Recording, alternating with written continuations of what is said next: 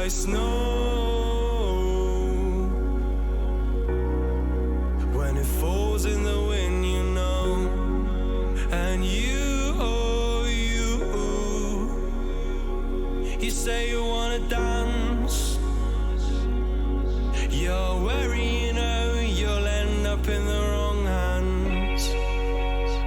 And you're having fun. Why don't you show your friends? And you're having fun. What if it never ends? I'm lacking sincerity, but you don't care at all. And this booze, this cigarette's trying to take me home.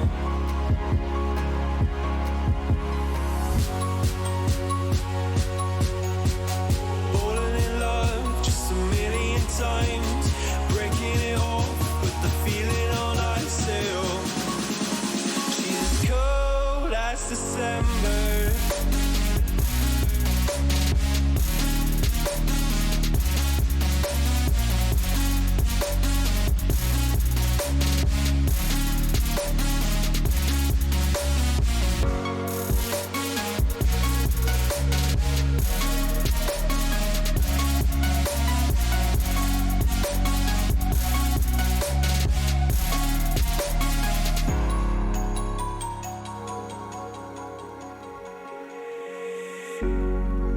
I swear I've seen you before, holding your shoes in your hands, running out that door. And you are nothing, but you say you wanna dance. And you're worried, you know, you'll end up in the wrong hands.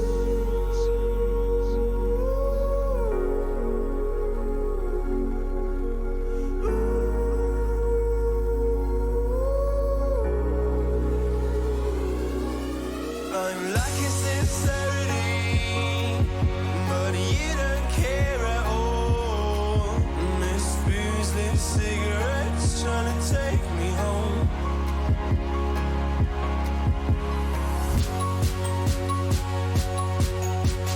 Falling in love just a million times, breaking it off, put the feeling on ice still. She's as cold as December.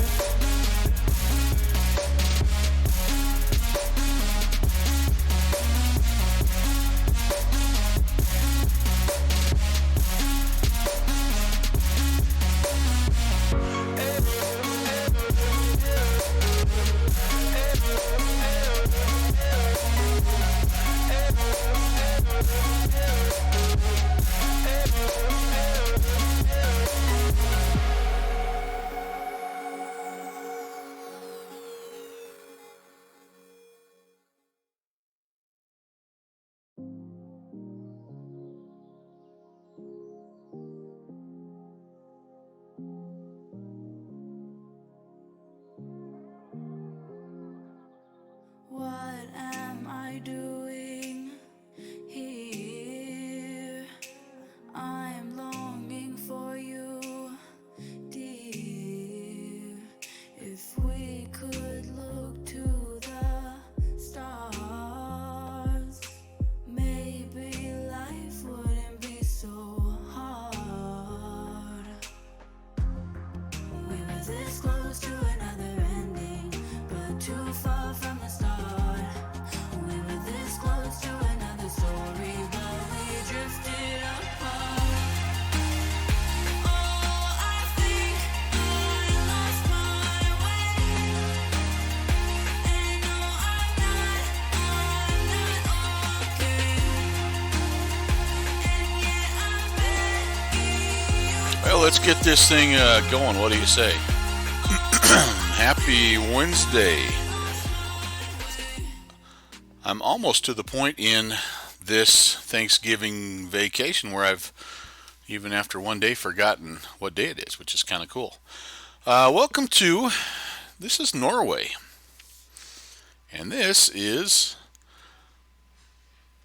the Quest Kodiak by Thranda for X-Plane.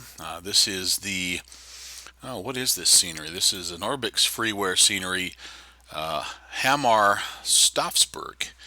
And today I thought it would be fun to take this new aircraft on a little VFR spin through the mountains of Norway. And so I'm also testing out a little tweak to the Streamlabs OBS as well to hopefully fix an issue that I had on my last X-Plane stream. And I can already tell it's working like a charm. Well, alright, looks like we're going to have that back and forth when I click in and out. It's going to be, yeah, it's going to have that blank for just a second. Oh, that's disappointing.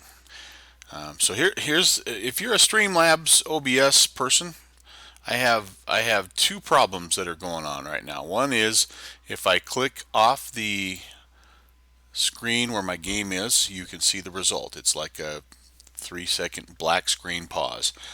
That is a display capture that I have set right now. I do have a sim capture that works better as far as that goes, but what I found the last time I flew is that it would randomly freeze, and even though the stream or the sim was running just fine, the stream would just freeze for like 30 seconds. And alright, well, I guess I have some more work to do on that. Hello, Mr. Downwind Sim. Yes, indeed, this is your fault, and I blame you. But that's okay. Let's get started. I'm not going to take you through the whole, hey, check out all these features. I'm just going to jump right into it. There's many more people that have already done this that are way better than I am. So I am just going to get the covers and the tie downs off, make sure that the chocks are off. I do have a November 11816 livery set, although for the life of me I don't know where it's, I don't see it anywhere. I was able to change the color scheme and all that good stuff to the familiar red and white, but I don't see where the registration number is, like, anywhere. So I'm not sure if I'm missing something or if that's just a I don't know what's going on. Sorry, I got to click off. I got to start XPilot. I do want to get a flight plan put in here. It is dark in Norway, but you know, it's also stormy. If I was using real world weather, it would look a little bit like our flight last night that you and I and Al South did up in the Wind River Mountains in Wyoming. It would not be pretty. Very low ceilings, and yeah, just a bit of a sketchy situation. So I am taking the liberty here to change up the weather to make it a nice day, to make it sunny, and yeah, so alright, even though we are officially slant Lima in this bad boy, I am gonna not be using the G1000, and almost have everything in here. The G1000 I've messed around with. I've actually done a couple different flights in this plane so far today, and so to answer your question, Downwind, I kind of know. It's really similar to every aircraft I have. I know just enough to get it off the ground, and then that's about it. Oh, I do need to connect here. Oh man, and this is a Kodiak. What's the code for a Kodiak? Quest Kodiak. KODI, just in case you're wondering. I did not know that. I was not aware of that. Now I can file my flight plan. I can squawk mode Charlie. I can pull up my checklist, modified checklist from the actual Thranda website, or documentation, I should say. And all right, back to business. Badoom, badoom, badoom. Fuel, weight and balance. Yeah, just as probably enough fuel, but I've been flying all day long, and so what am I doing? I'm adjusting the. I don't want to do that. No, I don't want to do that. I'm somehow sliding my. How do I put that back? Oh my goodness. I don't want that. Like I've moved my center of gravity way. Ooh. Oh, that's kind of cool actually. That's what I was just trying to do, is adjust the fuel.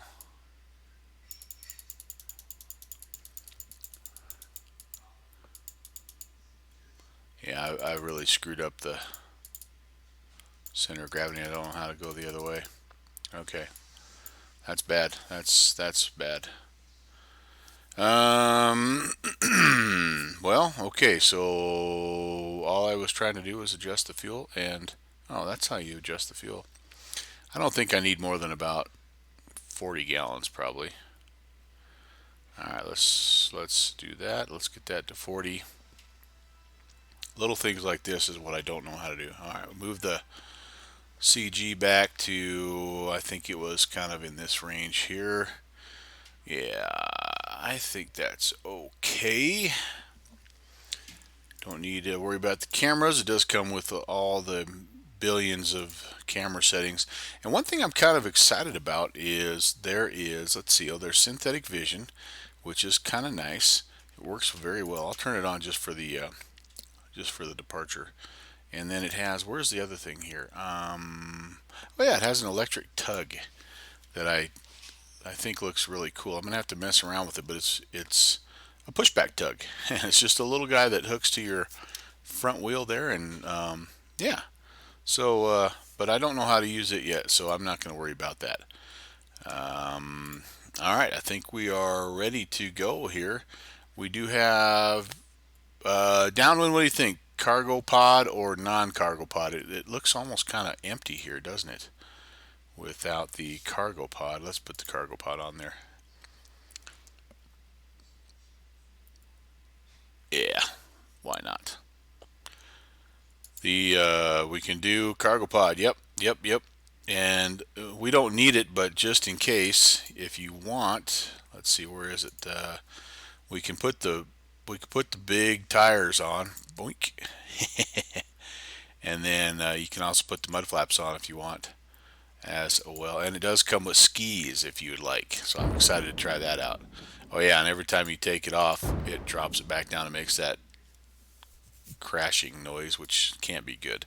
Yeah, it does look pregnant. Love it. Love it. Kind of hanging here for just a second because I thought I might have somebody else from the Discord that was wanting to join us here, but not seeing anybody show up, and we're 20, 25 after. We'll go ahead. We'll get started. If they join us, we won't be hard to find. Okay, here we go. Parking brake is set. Let's see if we can get this bad boy started. The fuel selectors are up here. They come on, and this one, I have a hard time finding the click spot. It comes on. We have the power lever, the prop, and the conditioning lever all down, well, all to the off setting, basically. The power lever to idle, propeller lever to idle, fuel condition lever to cut off, master battery on. Hey, Dakota pilot, hello, sir. Oh, and I already have something.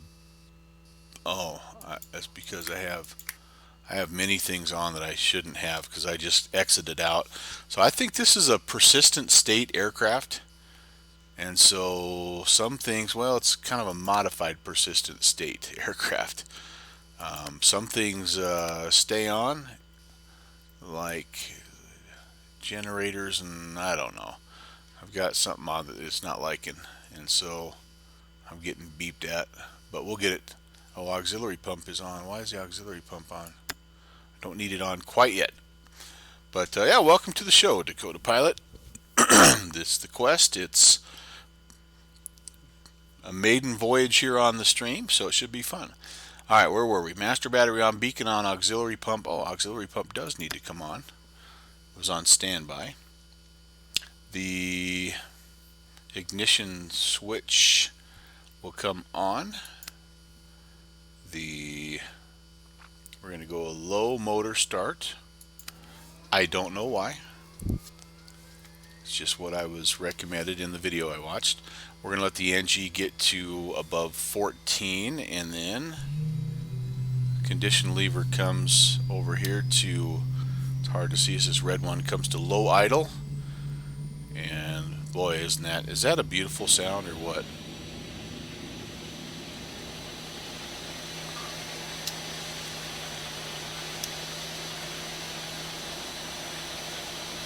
The sounds really are well done. I am impressed with the sounds.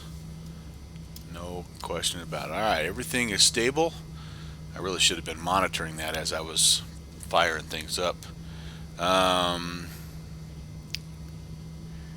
Okay, starter switch can come off. Ignition switch can be turned off. Fuel pump can go back to standby. Push the prop lever to full or to max RPM.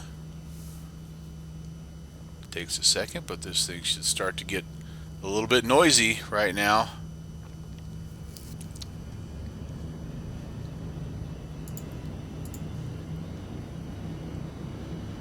Yep, this is the one. It's my first official anything I've paid for in X-Plane, so I guess that means I'm hooked. I'm here to stay, right?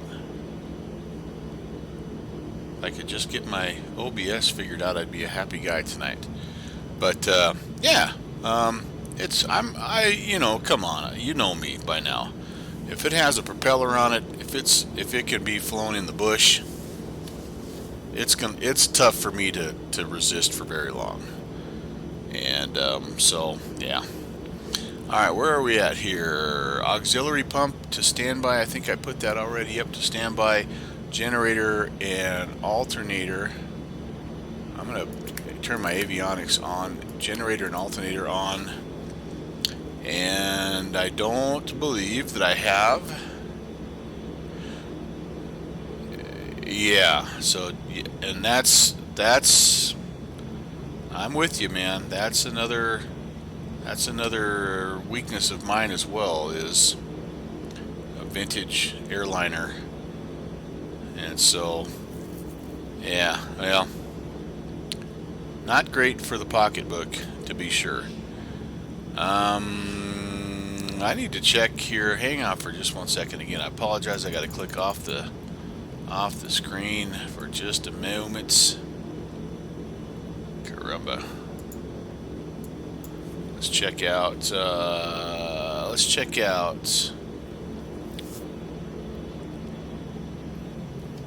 our Vatastic map, and then I'll map out where we're going, by the way, roughly.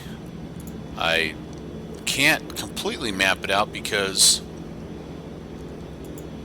SkyVector doesn't have one of these two airfields. Well, there's something going on. Well, let me just show you. So we'll just take a peek as we always do. A lot of stuff happening here in the south and the eastern coast of the United States. Mexico online, Seattle online. There's a little piece of the Caribbean online. We are over here. I don't expect to have a whole lot yet. We're in this area, so no ATC in the Norway area. It's got to be like 3 in the morning, right? Looks like everybody else pretty quiet as well. So, yep, a little bit of again, as expected, as usual, stuff happening down there in South America. But so we're gonna squawk 2280, and there we are. So here's Stafsburg, Hamar, Norway. Hamar, I don't know how you say that. We're flying over here to the coast. Hovden. in Orstavolda. And we're going to just weave and zig and zag our way through the scenery here. And hey, Trax 360 checking in. Hello, my good man. The new Kodiak. Yes, indeed, indeed. So here it is. I'll give you another outside view. And soak it in, boys. It's a beautiful bird.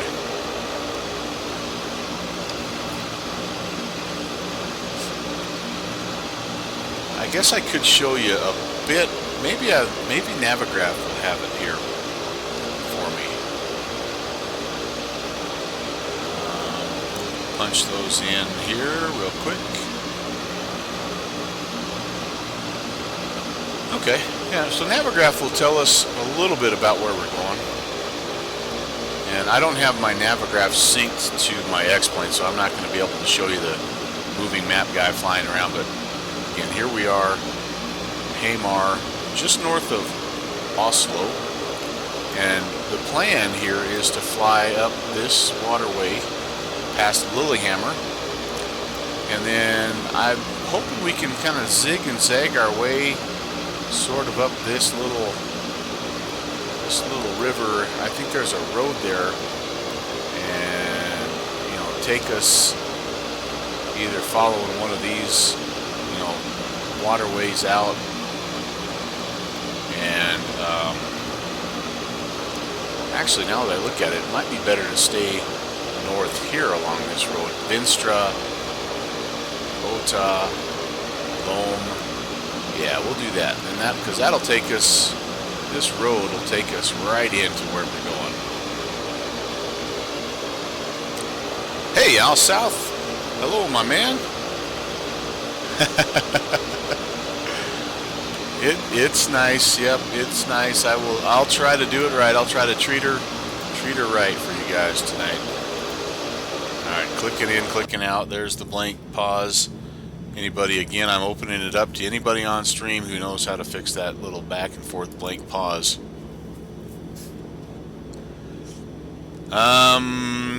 Okay, so we were talking we were talking frequency set 122.80. We are going to be looking at runway heading. I don't even know what my altitude around here needs to be. Let's just let's see.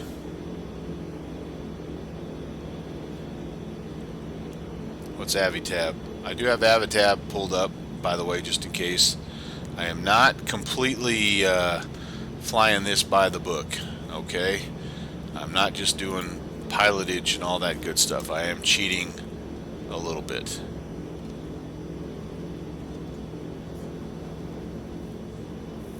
Let's find our... I don't think I'll probably have... I'm not seeing an ATIS for Hamer. That's ENHA.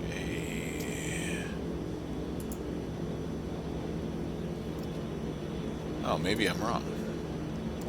Hamer Staffsburg. Yep, no weather information available.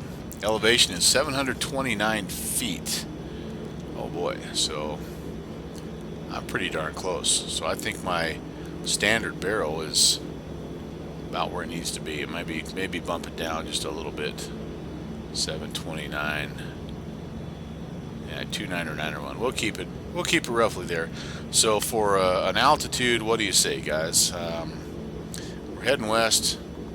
How about we just start at, like, see what 2,500 looks like, and if that doesn't work, we will change. Look at how good that synthetic vision looks, though, and kind of awesome. And what I'm happy about, because I have had it on to test it, is it's very frame friendly for me. So Al South, great question. Sort of. I did download a couple of tiles right here in the Hamar area.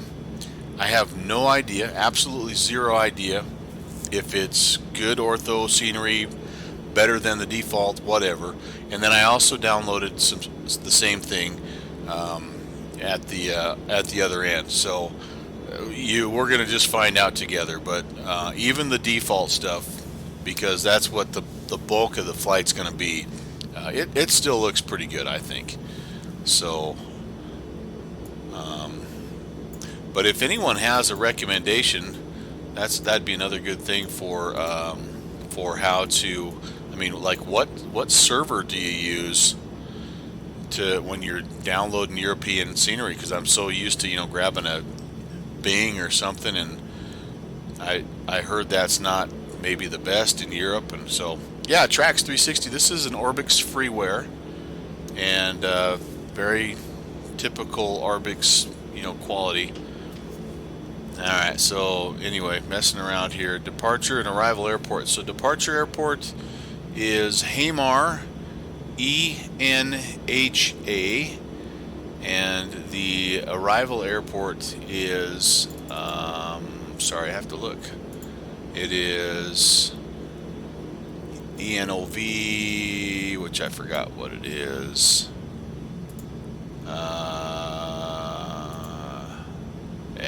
Yeah, there you go, ENOV. I don't know what that. Orsta Volda. That's a definite Norwegian sounding name. All right, so I guess we're just going to kind of take a guess here at our weather. Oh yeah, I forgot. We do have a first officer modeled, as I understand, according to watching Agent Bravo 7 stream, is that this is the girlfriend or wife or fiance of the Thranda guy that designed this airfield. So, okay, here we go.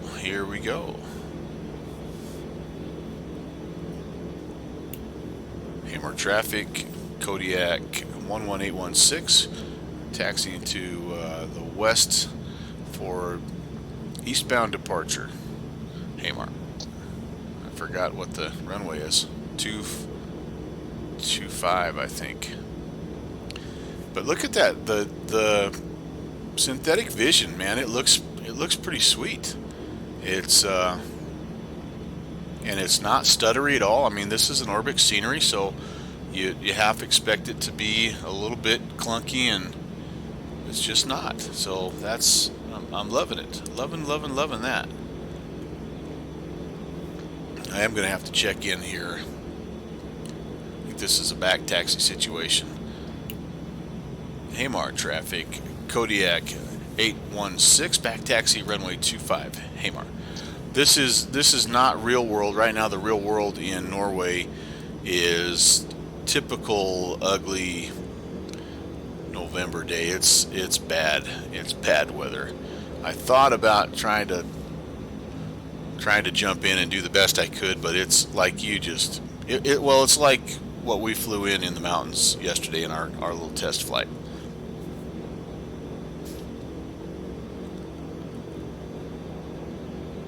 Alright, hopefully this is 2.5, because that's what I said I was taxiing to.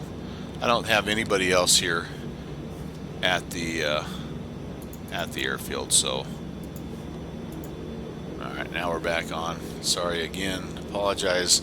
I'm going to apologize in advance for the rest of the stream, because it's just going to keep doing that every time I have to click off. So frequencies are tuned, clearance is obtained, flight plan, I don't have one, it's just VFR. Altimeter set, altitude set. I'm going to set the heading, and I don't really need the CDI. I actually don't need the synthetic vision either. As soon as we get going, we'll turn that off. But I'll show you what it looks like as we're flying. I'll show you what the terrain looks like. It does a pretty good job. So this is what Mr. Downwind Sim, this is what my next scenery, I guess, skill I need to learn is how to make an asphalt runway look like an Orbix asphalt runway. Feel like I'm pretty close with the bush strips that we're making, but Yeah, I want just a little bit of this kind of goodness here at some of those airports that I like to fly in and out of. I started working on another scenery and today, and I noticed it, even though it's the Mountain King one or whatever, it has a runway I think very similar to this, actually, kind of a narrow, although it's a little bit older.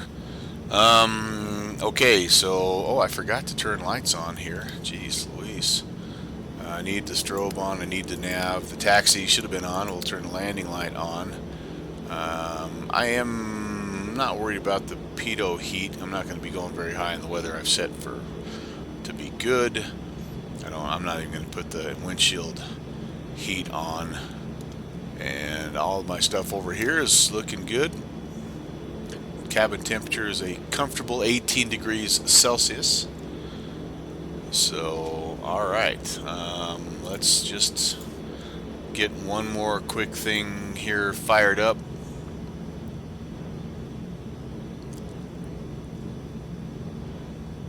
And, a PLC Lightning. Yeah, that's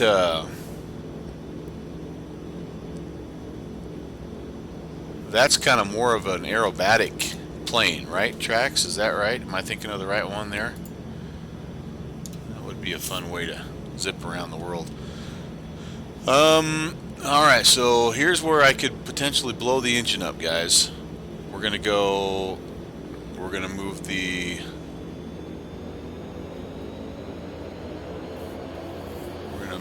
fuel condition level to full, or to high idle. We are looking for we're going to keep our eyes on the torque and temps, and we're going to try not to see black smoke in the cockpit. Looking for a rotation speed of about 60 to 65 is all, if you can believe that. And I'm all over the place here. There's a V1, I would say. There's 60. Ooh, very sensitive. Very, very sensitive. But look at the how good the synthetic vision looks. It's awesome. We're gonna kind of just stay runway heading. We should be picking up a fairly major road. The first little fjord. I was supposed to bring flaps up way before 96 or 99 KIS. Alright, we'll pull things back here. I want the climb out speed to be about 110. The initial climb speed is 95, so I'm already well past that, as you can see. And here comes Furnace-fjorden. That's what this one is. I'll do my best to absolutely destroy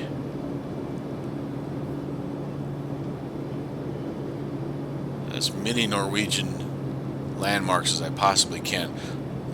Alright, so unfortunately I can't leave the synthetic vision on for the entire flight. I need my regular horizon here so I don't crash into a mountain. But alright, so we're up and rocking and rolling. There's 2,500. I think that's going to be a pretty good altitude. We'll see. It's just all terrain dependent, of course. But and then this thing will cruise, kind of 150 to 160 is what I'm noticing. Maybe not quite as much since I have the cargo pod on. And I will definitely kind of keep my eyes peeled down here. I'm going to use. I want to use this. Where am I? There I am. Okay. I can turn the terrain on if I want. It's not liking me right there, but I will keep an eye on my airplane there to help me out, because I don't know this area. So this stuff right here should be the ortho that I cooked, and I'm not loving it. That shoreline doesn't look right. So I'm guessing that I'm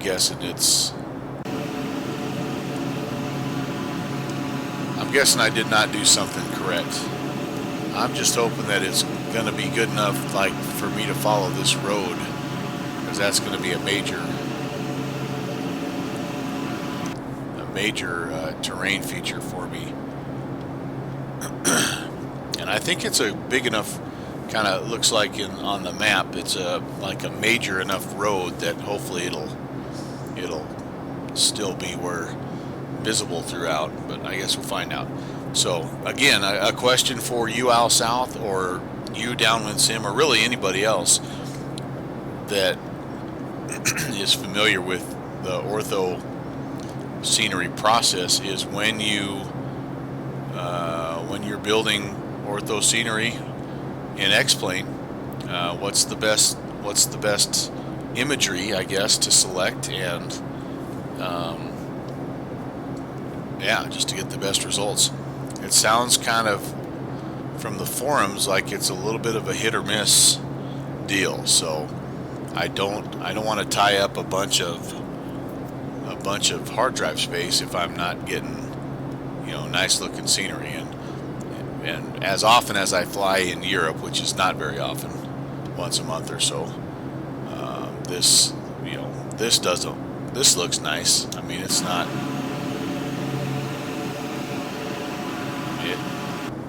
It's passable.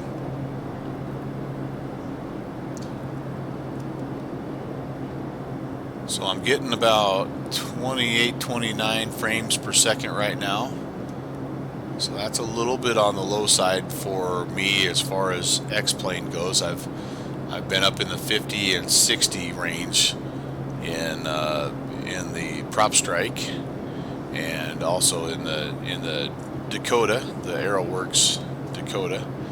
So this plane, I can tell, has a little bit more going on, and working my frames a little bit harder, but I think it looks pretty smooth. I should have measured it. Let me turn the synthetic vision back on. Let's see what it does to the frames. Yeah, down to about like the low 20s, which I mean, it's not horrible.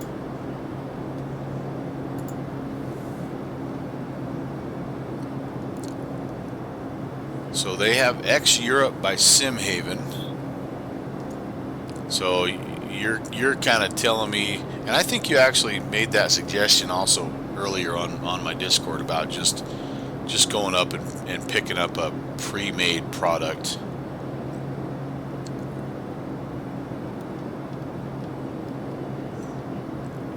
And I wouldn't be opposed to that. I mean, it's just you feel kind of silly if you know how to make it yourself. But if there's a good solid product out there, then maybe that's the way to go. Okay, up the fjord we go, and Lillehammer. Didn't it host the Winter Olympics here not too long ago?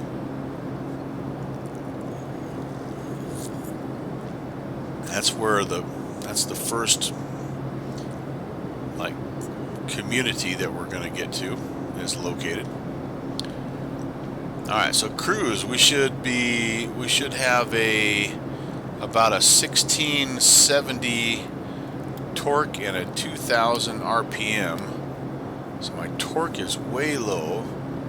My RPMs are okay, so that must mean I can. Oh, yeah, actually, that's right. You pull back on the prop lever, and that increases the torque. And then once you get your torque where you want it to be, you push forward on the power lever. It's a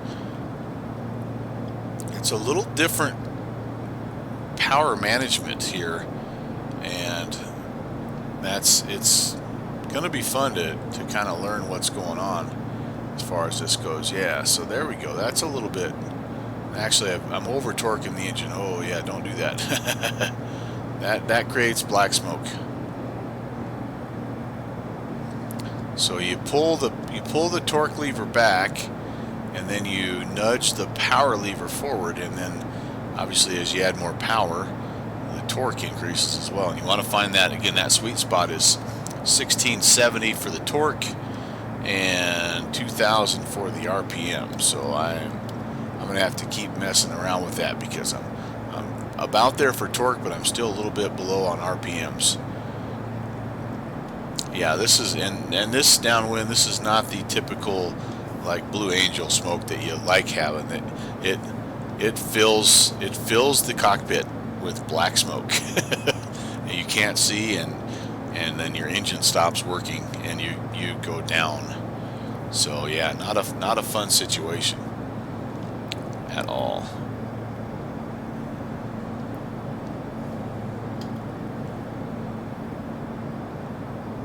Okay, well,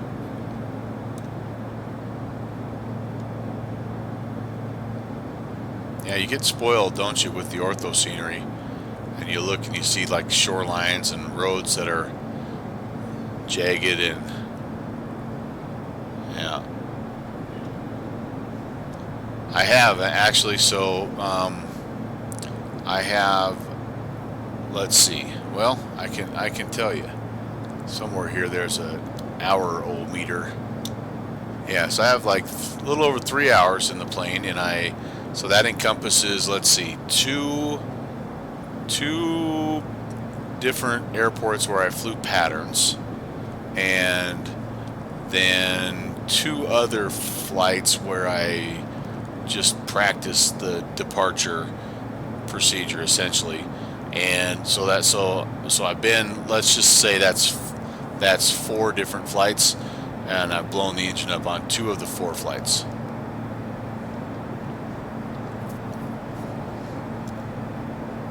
So, if I was a baseball player, I'd be batting 500. I'd be in the Hall of Fame. Yeah, well, I mean, who hasn't? Who amongst us has not caught an engine on fire in their bush plane? I mean, right? Am I right? So I've steadily climbed here unknowingly to over 3,000 feet, and I'm doing 170 knots. You can see that I have, looks like about 180 is kind of the max I want to be going. But I'm nosing down just a little bit to get kind of back to my 2,500. Alright, we'll keep messing around with, like I say, that torque setting and the power setting. But yeah, this is an engine that's the only other really experience I have with turbines is in the Duke 60, and it's not modeled the same as far as the complexity, I guess. I would have to guess that this is a more accurate way. So you can see, so I pull back on the torque a little bit. Initially it goes up, but then it'll come back down. I'm not gonna be able to do this because I can't see.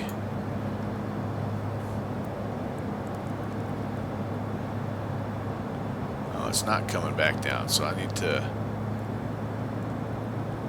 Yeah, it's strange. It's as I push that condition lever forward and backwards, it just adjusts, and it doesn't always adjust the way that you think. And so it has to do with the feathering of the propeller, and obviously the flatter the propeller is to the air, the more torque it creates, which can be a good thing, but can also not be a good thing if you have too much. Oh, by the way, what do I still have? Oh, auxiliary bus is on. Alright, that's cool. We'll leave that. That's fine. Alright, and well, we're past Lillehammer, by the way. I didn't notice anything. It's supposed to be back there. I really didn't notice a town or anything back there, so I don't know.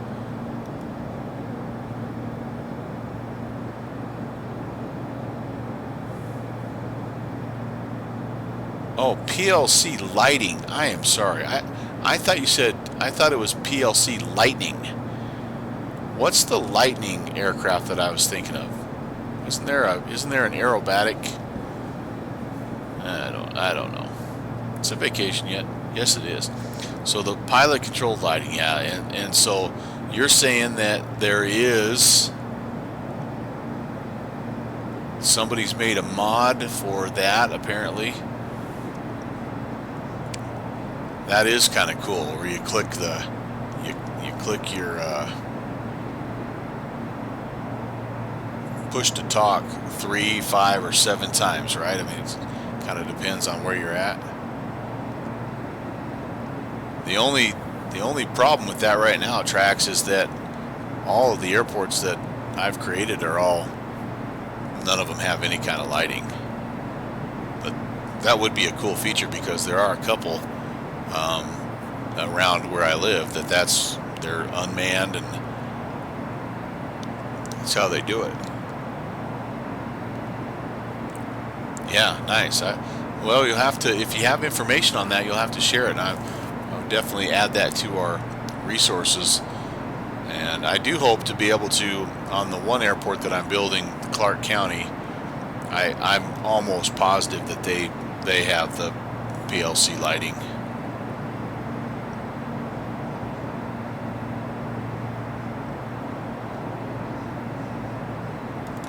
Okay, back down to 2,500. Still searching for that elusive 1,600 on the torque, 2,000 on the RPM.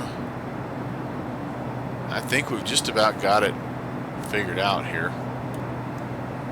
There's about that. Yeah, that's about as close as I'm going to get. So I think we're making the most efficient power that we can make according to the manual.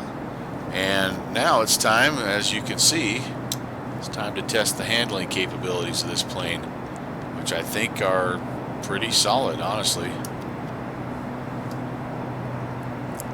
So the one thing that this is advertised to be able to do is they flat out, they tell you it's made for the bush. It's made for backcountry flying. It's made for off-airport landings, and they're very, they take a lot of pride in that. And so part of that is that it handles well. It has good low-speed aerodynamic characteristics. It has good short field takeoff and landing characteristics, and I don't know that it has necessarily any kind of a. This has a kind of a stall modification on the up. So it has those. Oh heck, I can't remember what those are called. Those are part of that short takeoff and landing deal, and I think even the winglets there have that little cup on it. So you know they've made it so that you can essentially get your heavy cargo loads into and out of those places that are pretty darn tough to get to.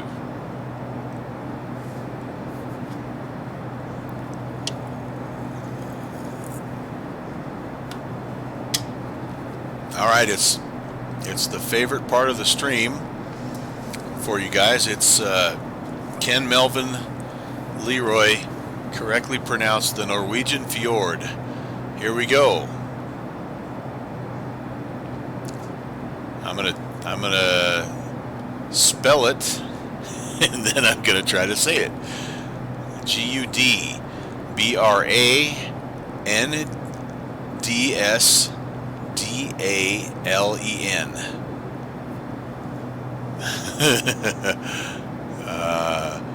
Gudbrandsdalen. Gudbrandsdalen. I think that's probably pretty close. In fact, I think that's probably exactly what they sound like in Norway. I am, after all, part Norwegian. So that's got to come out at some point, right?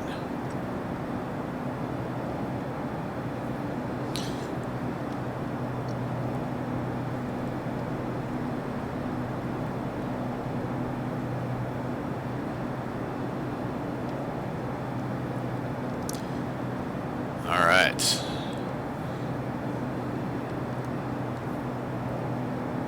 So we're going to follow. I've kind of lost the road. Oh, there it is. I think this road that's running right along the waterway there is the one we need to follow.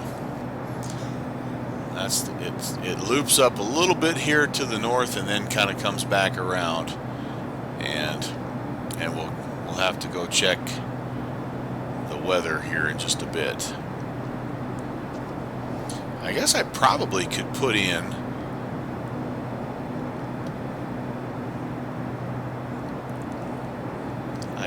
a direct to.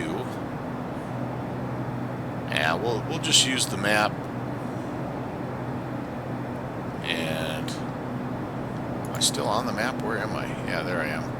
Well, I need to zoom in here like a lot.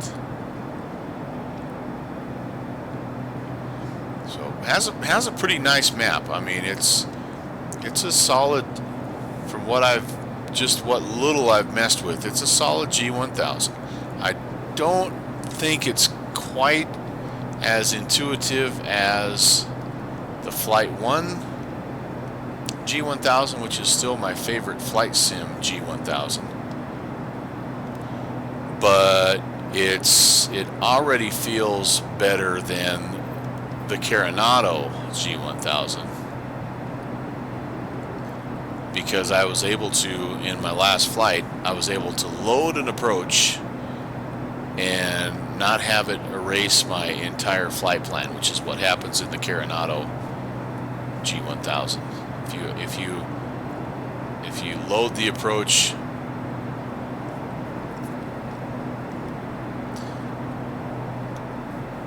it gets rid of everything. If you activate vectors to final, it gets rid of everything. It's really a strange little quirk. It happens every time I fly the Phenom. I just haven't been able to figure out. I know it's something I'm doing. It's just something, because every one of these G1000s is just a little bit different. And so, but what little I messed with this one, it feels pretty good.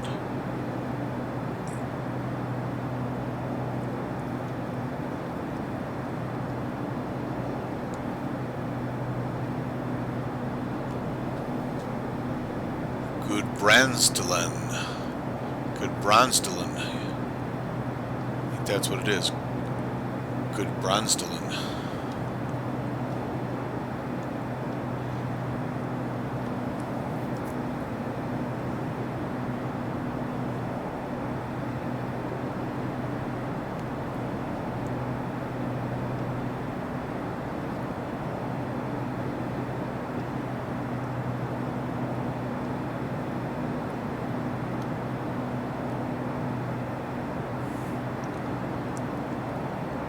So my temps and pressures all looking pretty good so far. Again, if you joined us late, there's a real possibility that I will blow this engine up at some point. I have created smoke in the cockpit on 2 of the 4 previous flights. We'd gotten a little bit low, so we're climbing back up here to 2,500. And I think that, I don't know if it's going to get any higher as we go toward the coast, but so far that's seeming to be a pretty good altitude. I think this trip in total it's like a straight line flight of about 120 or 130 miles. So with the loop in here, you're probably looking at more like 150, 160 miles. So I was figuring about an hour. to get this all the way done.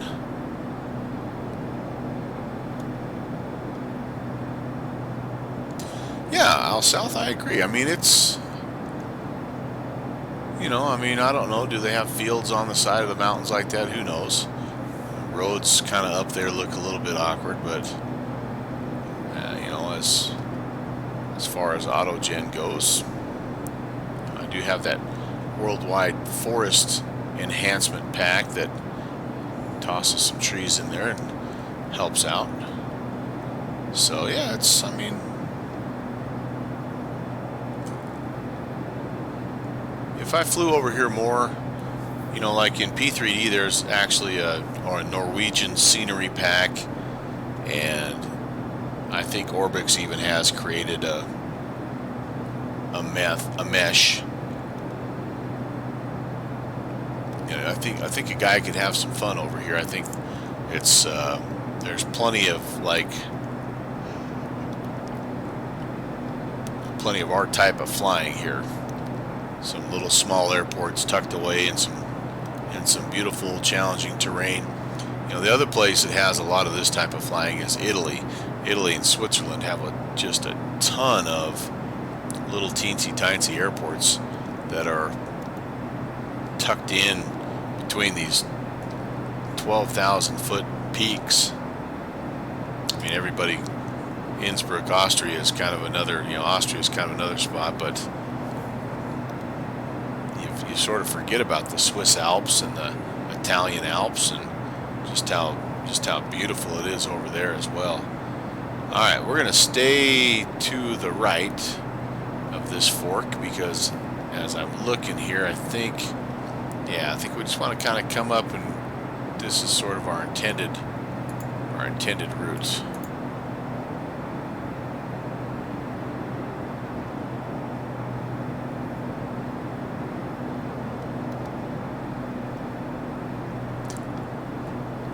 Pretty stable, I think. You know, I've just been kind of using the trim wheel here for the majority of the flight, and when I'm level, it's pretty easy to trim out straight and level. When you turn, obviously you get a little bit of airspeed that you bleed off, and so you kind of have to keep messing with it, but doesn't take a lot of rudder.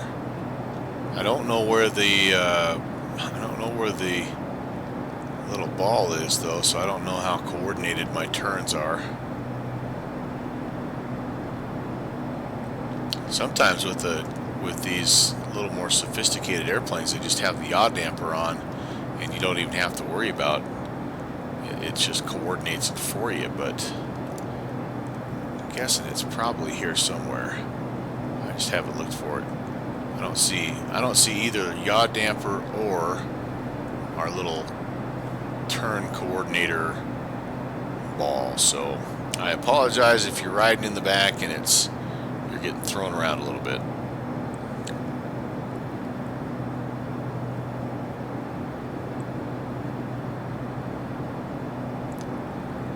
Alright, this is a fairly tight turn, kind of goes back in that direction. I haven't had really any trouble though making any of the turns. I could definitely see being able to take this plane even into the Idaho country where we did our first fly-in. So tracks, I think you're aware, and Dakota Pilot, I know you're aware, but coming up on Monday we have our December Bush League backcountry fly-in. So just a couple of days away, and we've been burning the midnight oil to try to have everything ready to rock and roll. Should be fun. It should be. It's going to be a little different from the Idaho adventure that we had. It's, I would say, not as not as challenging in terms of maybe navigating the terrain. It's a little different terrain, and so I would also say that the approaches are maybe not as challenging, but I think what might be a little more challenging is locating some of the airstrips because they're sort of just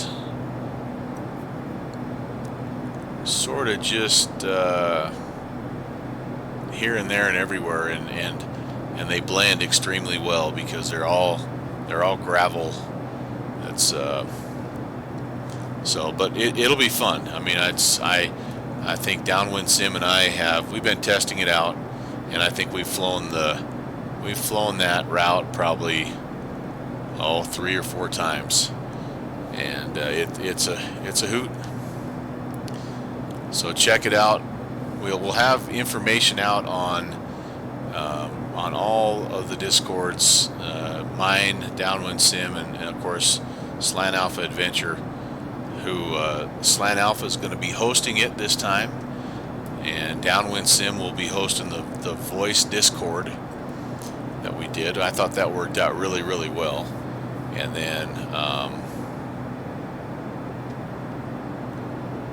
then I will be actually the guide. Okay, so underneath the PFD I have triangles on the center top portion. Oh, I see. Yeah, there you go. So I did not realize that, but that's pretty cool. So that little guy right there, that little trapezoid, is actually what the little ball used to be, and as you turn, you try to okay.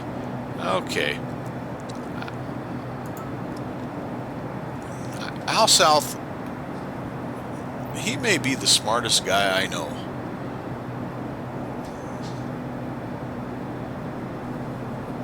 And that's saying something, because I hang out with a lot of smart guys. You know, they always say if you're the smartest guy in the room, you're in the wrong room. I'm never in the wrong room. Okay, I think we're going to go... I don't know. I think we're going to go left. Alright, so what I'm seeing here is I really don't... Yeah, just a tiniest hair of rudder to keep the turn coordinated. Okay, that's... Yeah. I almost think this plane feels to me, is it possible, even more responsive than the 170. Maybe that sounds crazy.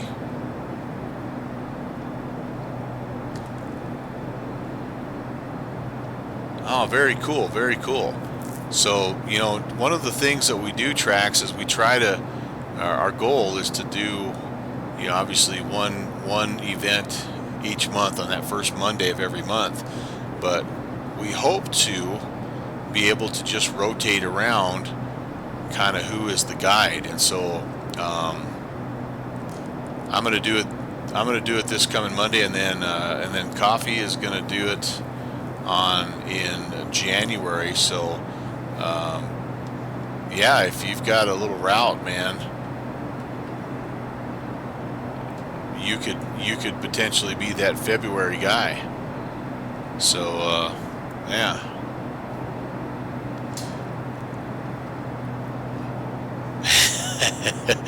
You know, between Al, between you and Downwind Sim, I am incurring quite the large bill. I keep telling Downwind, put it on my tab. See, because I come from a town, I grew up in a town that had 250 people. And so when you went to the grocery store, you literally had a family tab. You didn't pay anything hardly ever at the grocery store. They would just total it up, and you'd sign the receipt, and they would stick it in the drawer, and then you'd come in at the end of the month, and you'd pay your however many, pay off your Tombstone pizzas, or what. That's usually what I got, is Tombstone pizza. So yeah, I'm used to putting it on my account.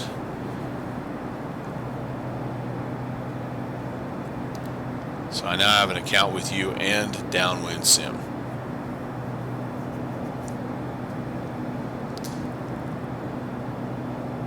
But yeah, tracks, that sounds like our kind of a deal, man. It does not have to be bush strips. It doesn't have to be mountain stuff. It can be paved and just kind of whatever. If you've got just a little bit of a GA adventure, I think that's what we're looking for. My brain is kind of always in backcountry, backcountry mode where I'm trying to find gravel bars or mesas to land on, and I'm trying to be Trent Palmer basically in flight sim. But I do enjoy. I've got a mess of little small Orbix airports. I ended up buying the last Orbix sale that they had. I bought the Friday Harbor for P3D, and I didn't realize it comes with like 9 airports. You get Friday Harbor, which is kind of why I bought it, because it's kind of a nostalgia thing, right? I think it wasn't Friday Harbor FS9, or I don't remember. Maybe that was Migsfield, but anyway, it was one of those spawn-in airports. So I bought it just for that. But then when I got to reading, I'm like, holy cow! And it does. It has a bunch of just little tiny paved runway, small town airports, and it's a hoot. It's just a ton of fun to fly, and they're challenging as well to land, and I mean, so yeah. Oh yeah, so Al's in the Beach 90. Now I understand, and correct me if I'm wrong, because I want to check that out too. That's one of the default planes here in X-Plane, but I understand that there's a solid mod for that as well that has really made that a fun plane to fly. Is that true? I heard there were some issues with it, like with the flight dynamics and stuff. Yeah, the King Air. Oh, sorry, King C90. Yeah, duh. That's, yeah. Oh, so maybe that's not. Is that the one that's the default? I guess. So 2 questions, 2-part question. Is that the default 90? And is there a mod that has helped it? And I guess a follow-up, have you installed the mod? And I can see that you've answered all 3 questions right now. Yes, not sure, and no. Alright, well, we are now again approaching that time in the stream where I get to try to mispronounce. But before I do that, am I seeing a potential mesa to land on up here? Could it be so? Some flat ground. Let's go over here. Let's take a look. Oh boy. Oh boy. Now it's too many trees. Too many trees. I might have to change the settings just a little bit on this, because that was rather abrupt. I thought maybe we had over here a little bit of a flat open spot, but I'm not seeing that. All right, well, we'll get back to the regular route and back to the next thing that I'm gonna mispronounce. OTTADALEN.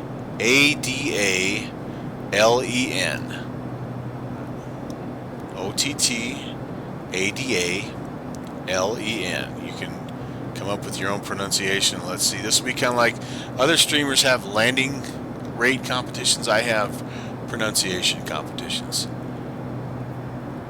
Otadellen. Otadellen, I think that's what it is. Otadellen.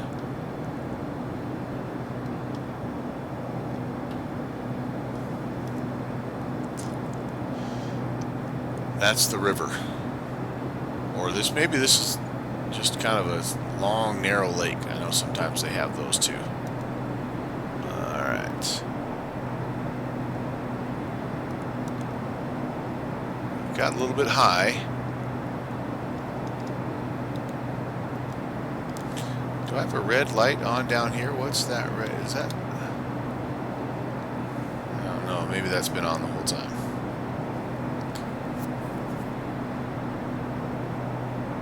Alright, so Al South has given it an Al South MIA thumbs up. I need to jump in there because I do like the King Air. I've got the 200 in P3D. The Airfoil Labs 350 looks kind of nice, although I was watching a guy last night that Downwind Sim told me to look at, and he talks a mile a minute, but he sounds like he's got some real-world pilot experience. And he pointed out a couple, 2 or 3 things that in the flight dynamics that he said really is not accurate. And so I don't know. So does your default scenery, it probably looks just like mine then, right? I mean, that's all I'm flying at this point. Are you connected to VATSIM, Al, or are you just flying offline?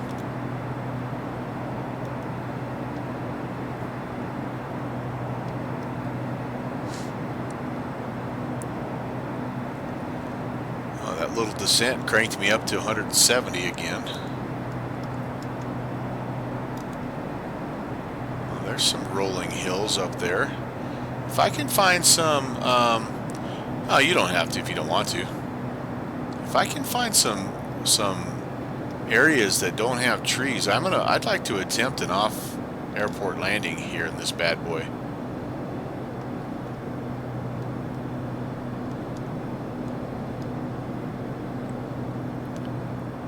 Come up here. It looks like this side of the valley is a little bit less heavily wooded, so maybe we'd have a chance. I don't want to get too far off my course here.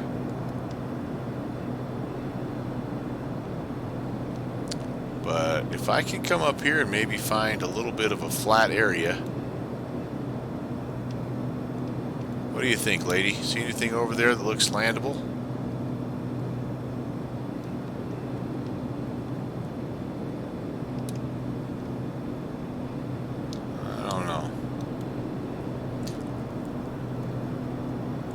Kind of rough, doesn't it? I don't want to get too far off track here. Here's my waterway. All right, we'll kind of skim. I'm kind of thinking maybe this. Let's just pull the power back and just give ourselves options here. This little mesa kind of looks like it might be doable. To get back into flaps range, so before I do anything, and I'm going to blow right by this before I get myself shut down. Get to flap speed. Yeah, I probably could do this one.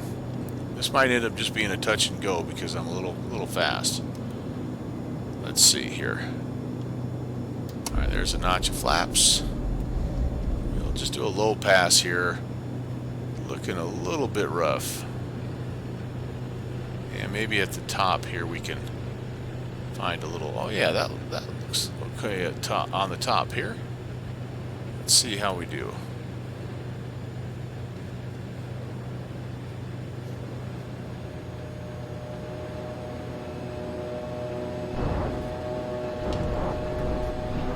Go to beta range.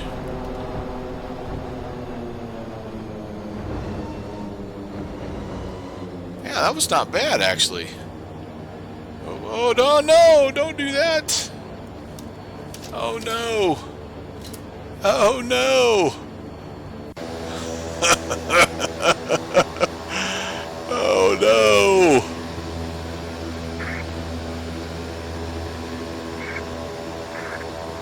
That's not good, guys. I'm no Kodiak expert, but that's not good. That could be my screenshot, though, for the stream. So I wonder. There's no way to turn because the wheel is.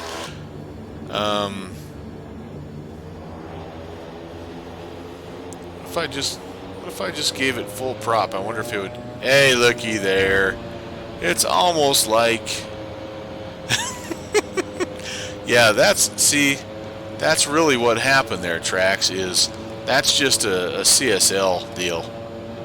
Because it's just not modeled correctly. All right, I'm gonna get turned back around. I'm gonna actually go up. I think I'm gonna go up this hill and depart down the hill. Well, there you go. That's how you fix that, by the way. If you pop a wheelie, you just punched it, or you just punch it and it pulls it right back on its. I don't want to go too far just in case that's ugly. All right, here we go. Easy, easy. All right, down the hill we go. I have flaps. First notch of flaps in. I'm looking for 65.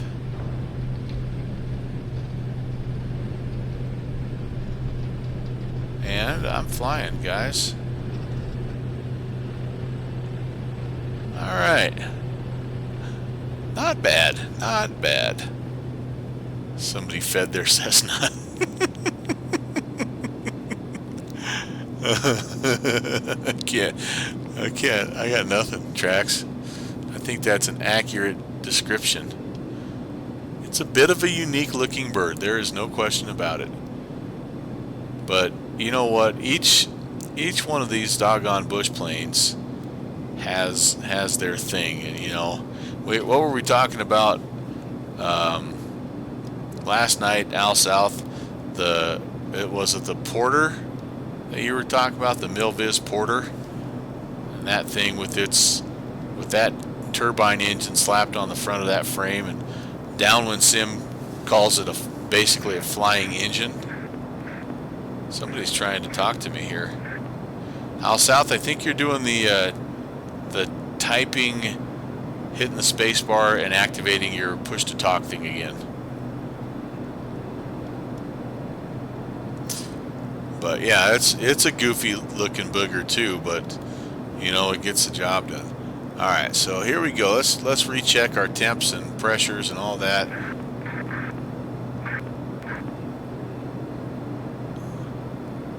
Yeah, so we're pretty close back to 1600 on the torque, and I need to pull my flaps in. Yeah, darn it. It's getting that little warning. All right, so back. I'm looking at the map here. I am totally relying on my little iPad that I have strapped to my leg with ForeFlight.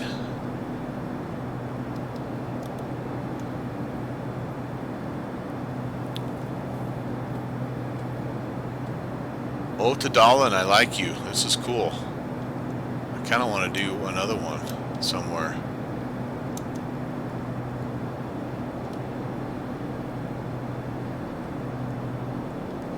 See, there's a lot of potential up here for more of the same. I don't have my fat bush tires on though.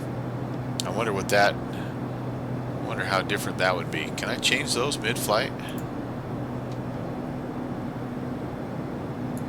Yes, I can. All right, so let's try another.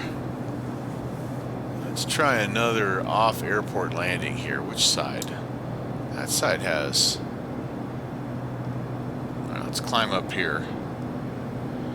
We'll trade some airspeed for altitude. We'll get ourselves down into flaps range again here, hopefully. And we'll see what the south side of the valley has to offer. See what those Tundra tires do for us here. Yeah, I think we'll just go straight in here, and it's not looking the smoothest in the world, but let's get down, rub noses with it, and see what it looks like. If it doesn't look good, we'll just go around.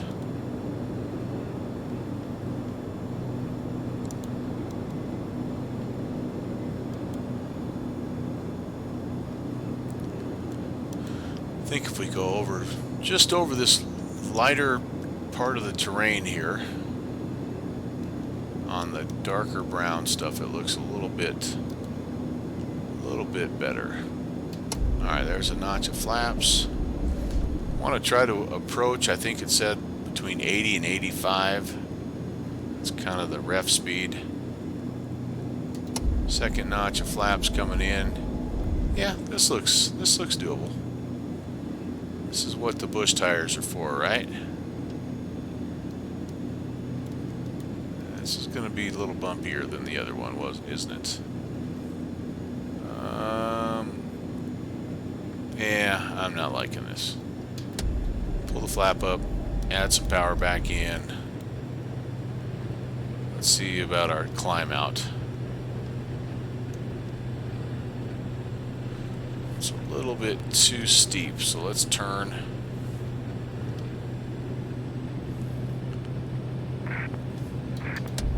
Flaps up. Make our way back down the mountain if we have to. Yep. Oh, we're getting some speed. We're getting some airspeed, so we'll be okay.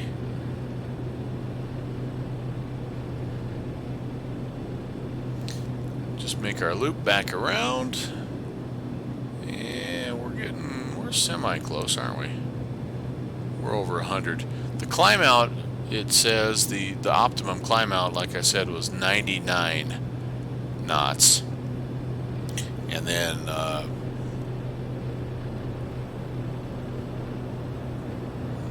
then your in-cruise climb is around like between 110 and 120.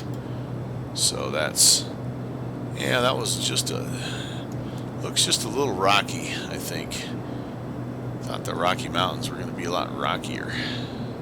No, wrong movie. But that was actually a pretty good test of just kind of the go-around power. That's where I've actually, and I only went about 50% on the power lever there, because that's in the other two flights, that's actually where I've over-torqued the engine and made all the black smoke.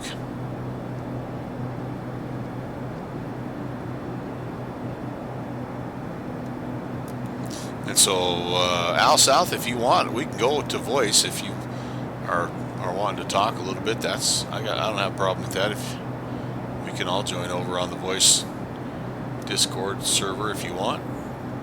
I need to go, by the by, I think I need to go to the right here.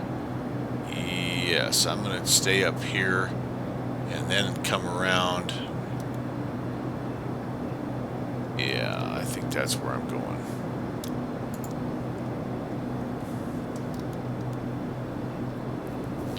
This is where the road goes, so that's what we're trying to follow. The road takes us all the way in.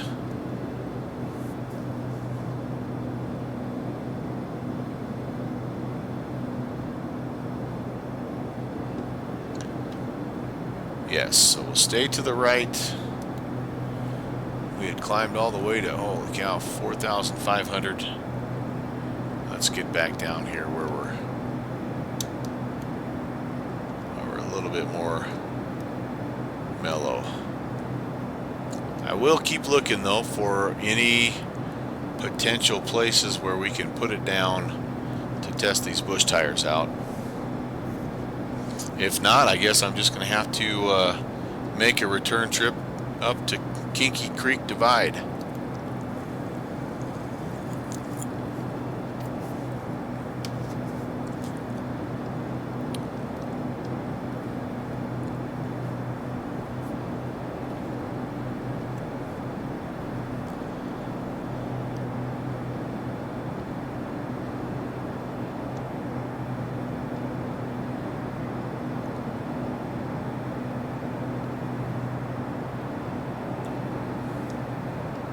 1670 on the torque, 2000 on the RPM. I think we're close. Yep, 1609, 1940. That's about as close as I can get right there, so I can live with that.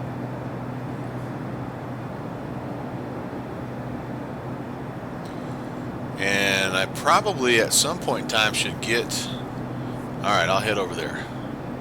Let me excuse the click off here.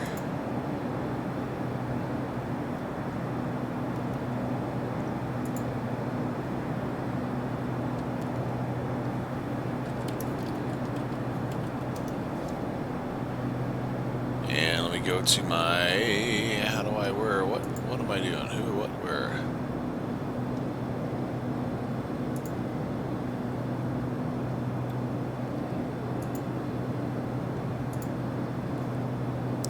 Okay, I think I'm live. Test 1, 2.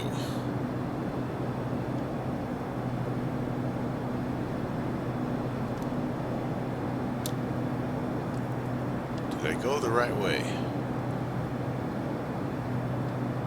Can you hear me, Al?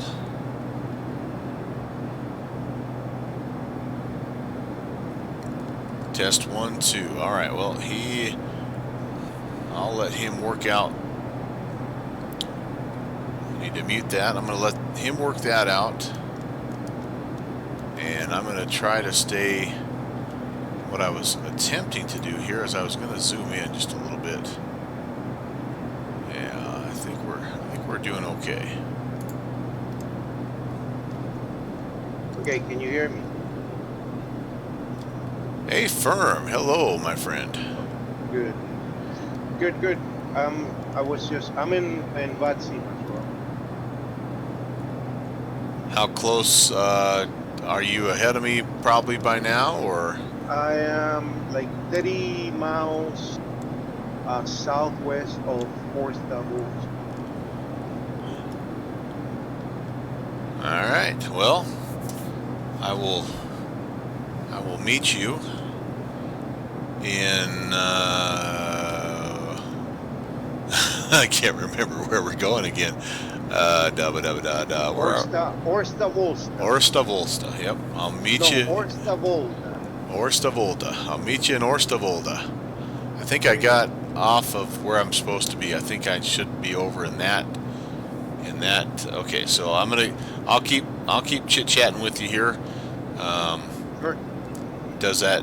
It's gonna probably echo, so I'm gonna mute my my Discord, but keep hollering at me if you want. Sure. All right. So, like I said, I think I wanted to be down along that drainage there because I think that's where the road went.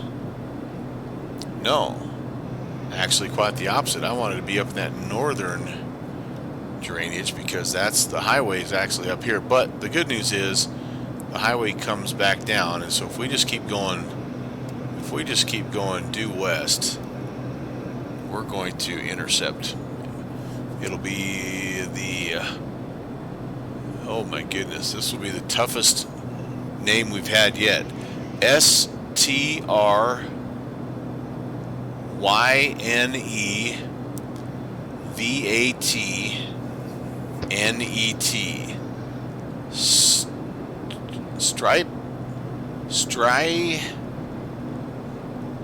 STRYNEVATNET. Strynevatnet.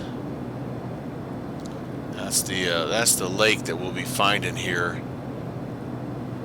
when we re-intercept the road. All right, and so in the meantime, I'm looking on, since I'm over here on the other screen anyway, and yes, I do see these areas coming up in front of me. So maybe before I do that, we will consider an off-airport landing. In fact, I think we're going to.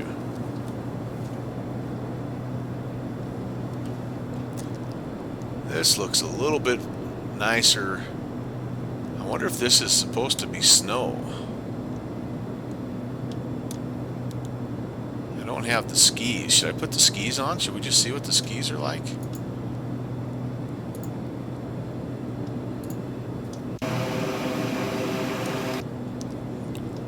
Tracks, it's nice of you to climb outside the aircraft and not only install the tundra tires but the skis for us. I really appreciate that. Yeah, I think this is snow. Let's see what it's like. I've never done a snow landing. I take that back. I've done a snow landing with the Milviz Beaver in P3D. Oh heck yeah, this looks like it could be fun.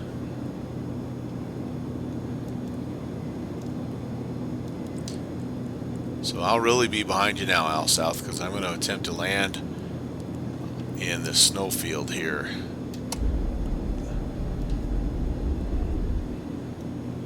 Okay, let's try to get our speed to about 85. I've got 2 notches of flaps. It's so hard to judge your, whoops, so hard to judge your altitude. Actually, it's kind of a cool picture, isn't it? How high above the ground are you? Now I'm getting a little slow.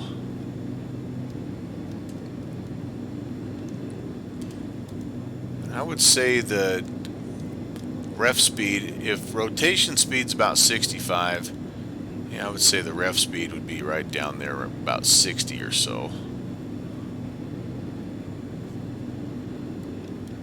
Yeah, there are some fissures and stuff that you have to worry about, probably.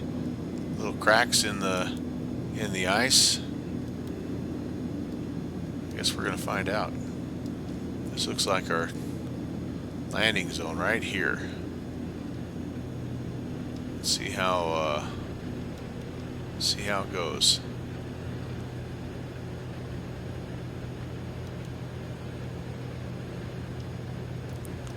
Oh, there's a little hill there. Little hill there. Let's clear this hill. That's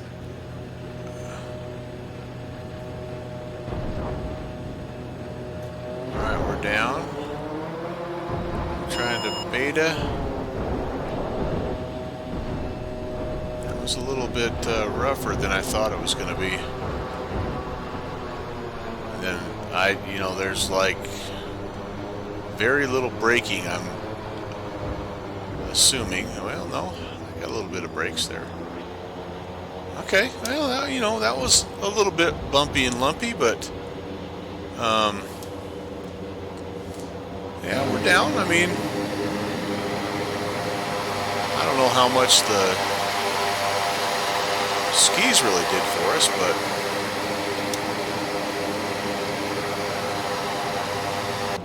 okay, that was cool.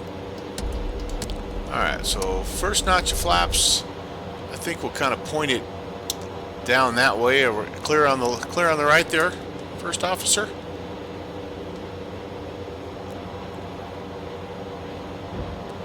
And we'll let gravity be our friend here.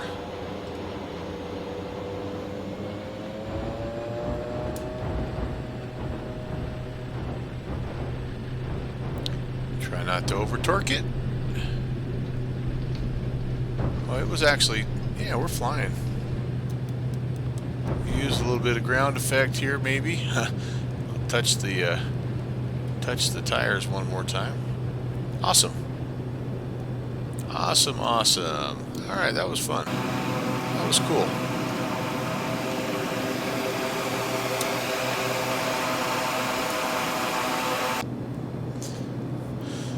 Okay, so I'll have Trax climb back out here, take the skis off, put the regular tires on.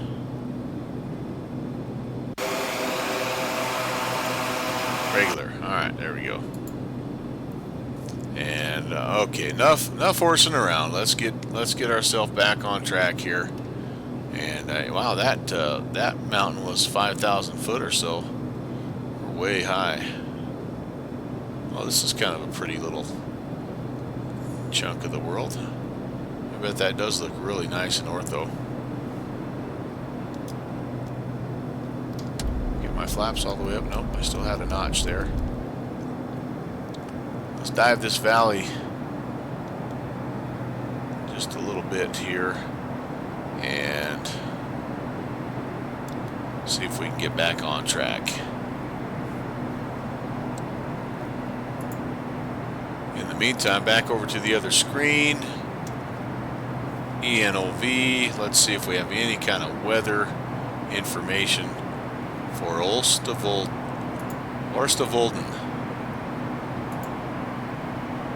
I do have some weather information. All right, variable at 2 knots. Awesome. Foggy. Well, if we were in real life, yeah, that'd be an issue. So,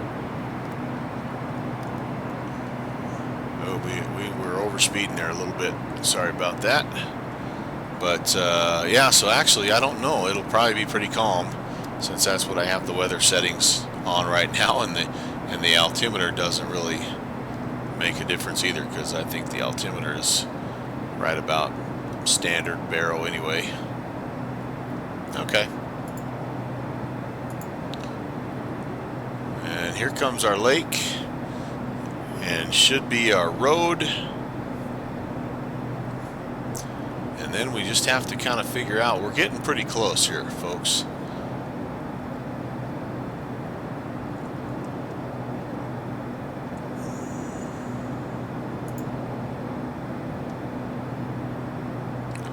Let's see, there's a town of Loam. And if worst comes to worst, I'll just slap in the old direct to, and we can use that. Like I said before, this isn't exactly slant alpha, but it's not exactly slant Lima. In fact, I think I'm going to just do that anyway. Let's pull up our direct to. What do we got here?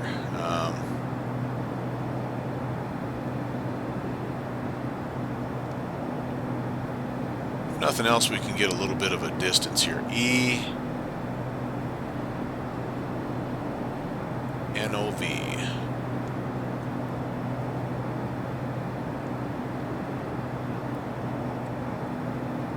Give you a little bit of a sense, I guess, for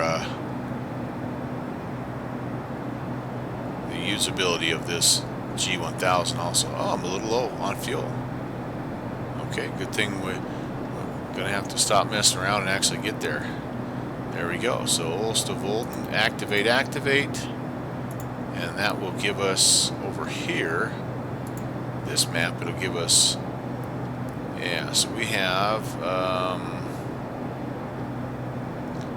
pretty much due, well, a little bit northwest of our current location. So I wonder if it wouldn't be wise for me to kind of head up this next turn. What's my distance here? Yeah, 30 miles. So I'm plenty close.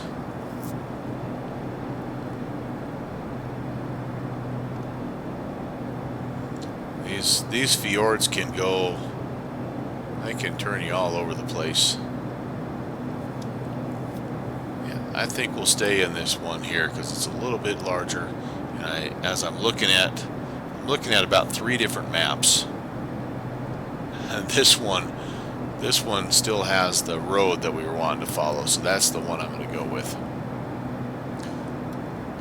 All right, what else do I know about this particular airfield? I do think it has, yeah, it has some arrivals actually. Has a couple of RNAV arrivals. And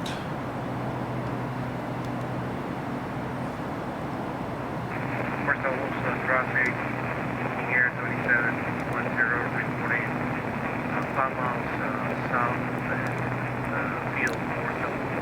All right, I can hear him. Very cool, my man. I could hear you just barely. I can tell you're quite a ways.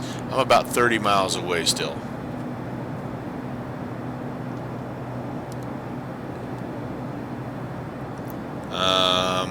So yeah, there's a couple of RNAV, I guess, approaches if if we want them, but I think what I'm just going to do is runway 24 and runway 6. So it would be kind of nice if we could just come in and kind of catch 24. How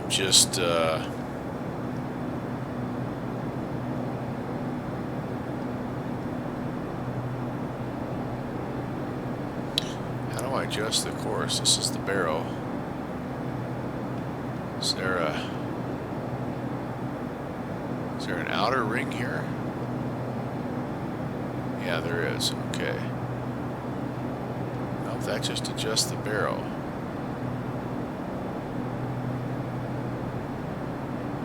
There we go. Inner ring, adjust the course. So let's line this up with 24 and runway 6, and we'll just let it be. We'll let it be kind of our visual guide here. Let's see, elevation. What's my elevation? What's my motivation for this?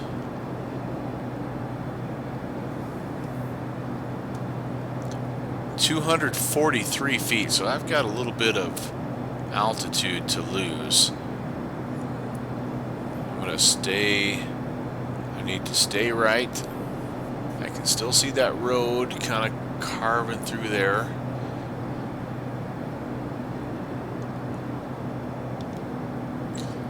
And Invicfjorden. This is the Invicfjorden on this side. I have no idea if this is also part of the Invicfjorden or not. INNVIKFJORDON. Kind of that weird O with the slash through it.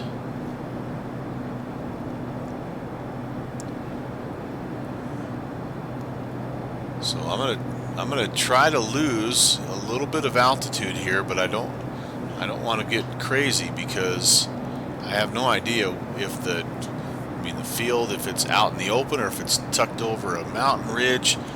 My guess is if it has a couple of different RNAV approaches, those are probably a little bit set up to avoid terrain in the area in those times when weather is bad, ceilings are bad, all that good stuff. So let's not get too low here, but I'll get back down to 2,500. That's been a pretty good altitude all day long.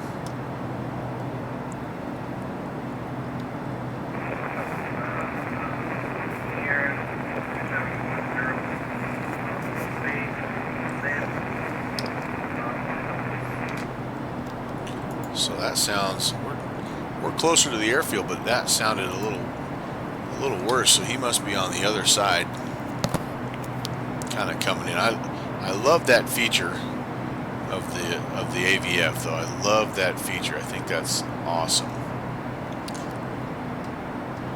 So yeah, I kind of have two choices. I could jump over the top of this little ridge line or kind of come down and go through here. I think I'm just going to stay down low. Just kind of chase that little valley in.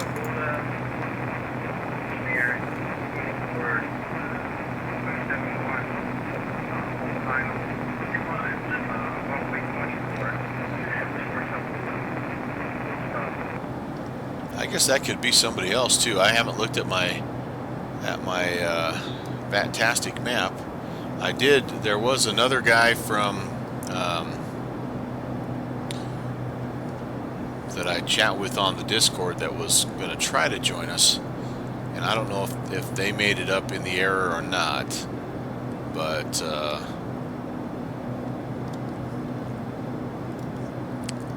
if you did, cool. Cali Gamer, I think, is the name. I haven't seen anyone check in on the chat just yet, but if I missed you, I apologize. I've been busy trying to tip this Kodiak on its tail. There is a skid plate back there, right?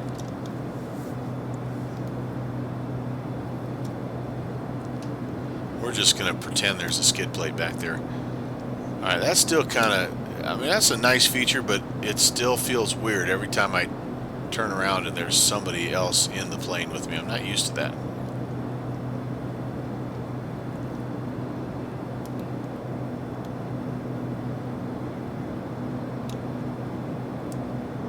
You also get, like, if you go over far enough, it gives, yeah, like it gives you the dude flying.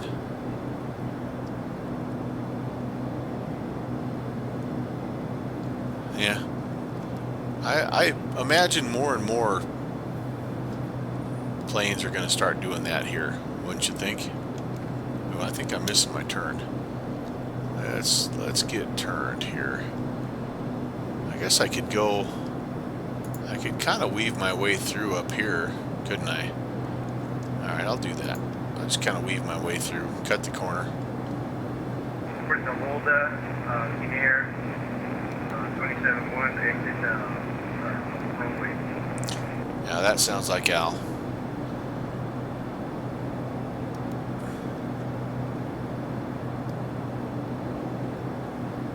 Okay.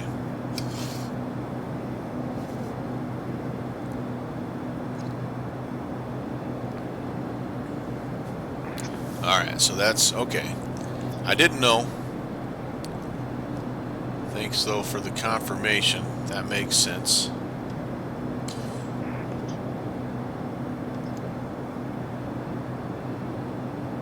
Alright. Al South is down. Very cool, very cool.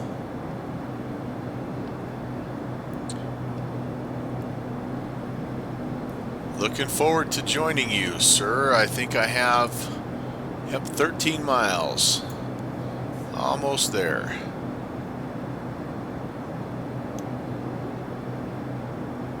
Weaving my way through.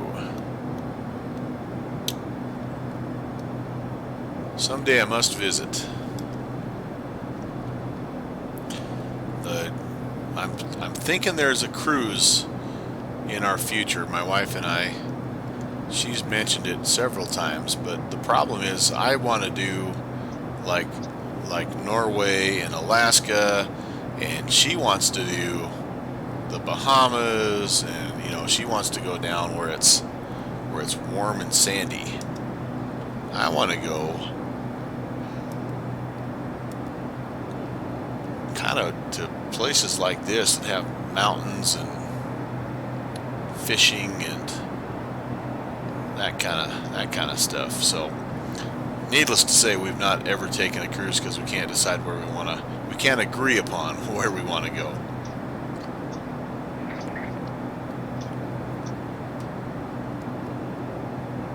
The Norway Alaska cruise really isn't possible. No, you're right. You are right. It would have to be a two-parter. So I could do the Alaska cruise. You know, then I could catch an Alaska Air, maybe out to New York or something, then hop something across into Oslo.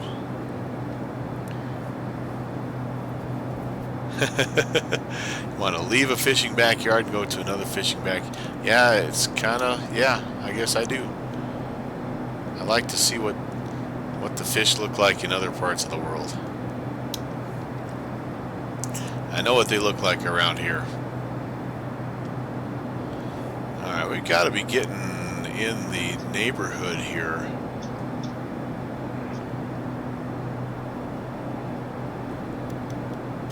You're supposed to do about 100 or so on the descent, by the way. I'm well over that. Boy, I'm having a hard time coordinating these turns.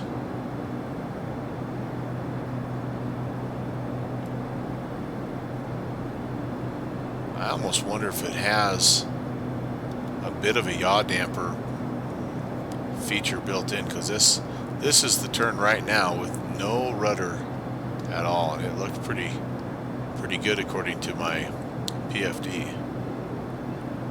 I don't know. Alright, there we go. I see the airfield. ENOV. So it looks like we might be coming in and maybe doing a straight in for runway 6. instead of 2-4. That's okay. So we'll head up this body of water, and I'm going to make a call here. Volta traffic, Kodiak 11816, 7 miles to the south of the airfield. We'll be making right traffic, runway 6, Volta.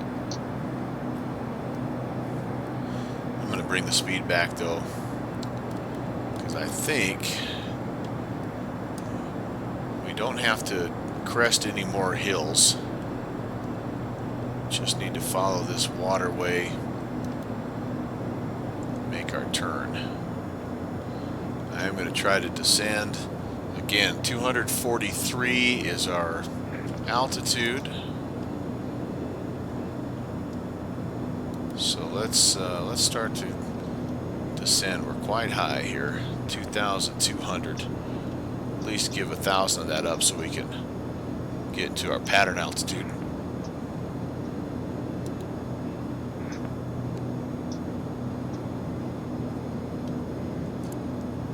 And right around this corner, we should be in business here, I think.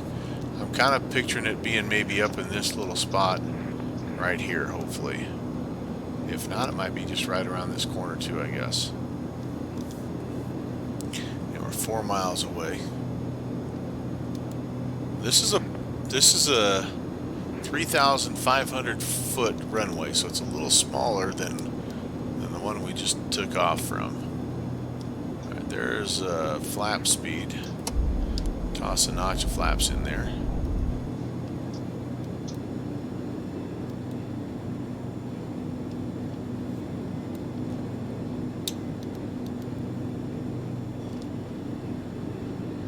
Al South tells me I'll have plenty of runway. Good deal, good deal. Yeah, I don't either. I have a hard time looking at these Jeppesen charts to figure out what the pattern, if it's right traffic, left traffic, what runway. So it makes sense to me as I'm coming in here that I'm kind of like on the base leg right now for runway 9. In fact, I'll let them know that. Volta traffic, Kodiak 816 on the right base, runway 6, Volta. Now, if we can just actually pick out the airfield, find the airfield. It's got to be in this little, valley here, doesn't it?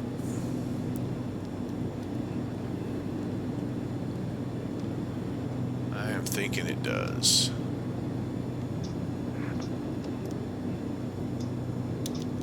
We have to go in there a little ways, but I think that's where we need to head.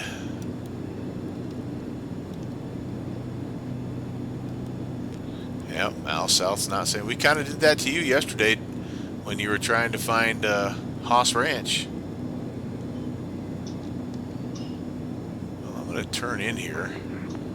It looks on my map that this is the place to go, so Volta, Kodiak 816, turning final, runway 6, Volta. I believe I see the airfield. Alright, second notch of flaps. Yep, there we go. Boy, this is a pretty part of the world, isn't it? Holy cow. Let's keep the power up a little bit here.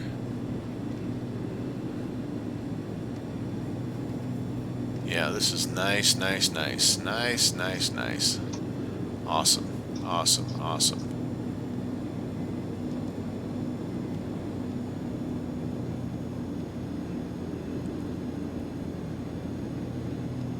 Okay, we're roughly making 80 on the way down here. It says about 600 feet per minute is also for a precision approach is kind of what you need. This is a non-precision approach, obviously. So maybe you could go a little bit steeper if you needed to. We're going to, just because we're a little bit high still. All right. There I see a runway 6. Yeah, we're awfully high here, awfully high. Oh, and a little bit of a scenery glitch there. Hey, I know how to fix that. That's good. I'm avoiding that little hump. That was a happy accident.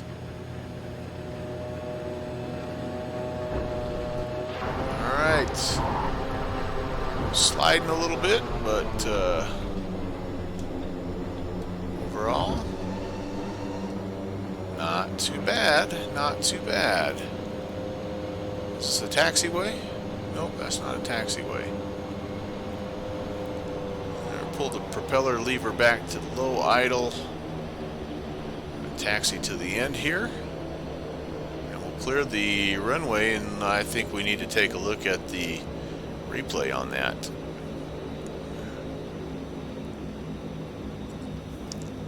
Orstavolda Kodiak 816, clear of the runway, Orstavolda. DC-3 bounces higher. It does indeed. That was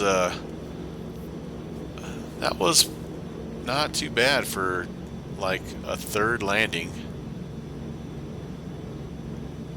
I'll take it. I think I maybe was landing with the wind too, judging by the flags, but oh, look at this. It's got a dash sitting in the hangar there. Oh, that's nice. Got some ground equipment, got a King Air. There's probably Al South over there in his King Air. No, the 90 has a T-tail, doesn't it, Al? We'll bring it over here, though. This looks like a good spot to park. I think I was actually supposed to come in the other way. Oh yeah, I'm totally backwards on all of this. Completely backwards. That's alright. Alright. Let's set the parking brake, please. We will actually, before we shut it down, let's take a look at the replay. I don't do this very often, so it's disconnecting me from VATSIM. Sorry about that, Al South. I could have looked for you before I did that, but still kind of new to the whole replay functionality. Let's see what it does here.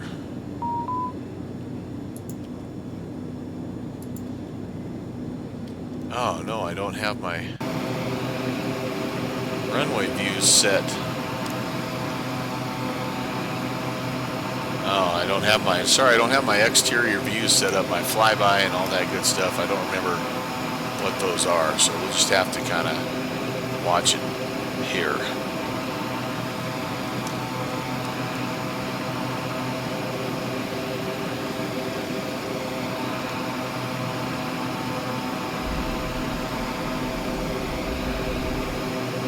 Yep, panning with the hat's all I can do. I did have a flyby set up, but that's on the.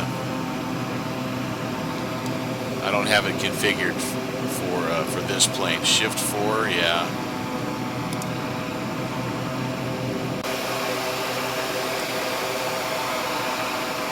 Okay, that's better. Yep, that's a little better.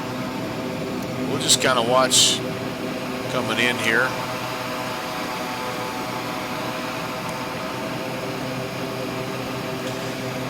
A little steep right there. I probably was more like about 1,000 feet per minute than 600, but whoa, there was, oh boy, whoa.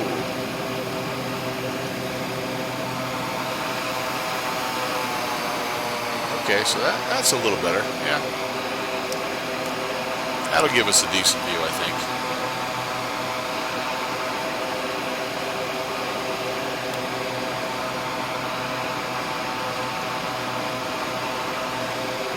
Oh yeah, that's a huge little hump there. Oh no, I nose wheel landed it, didn't I? Yep, I was on the nose wheel a little too much.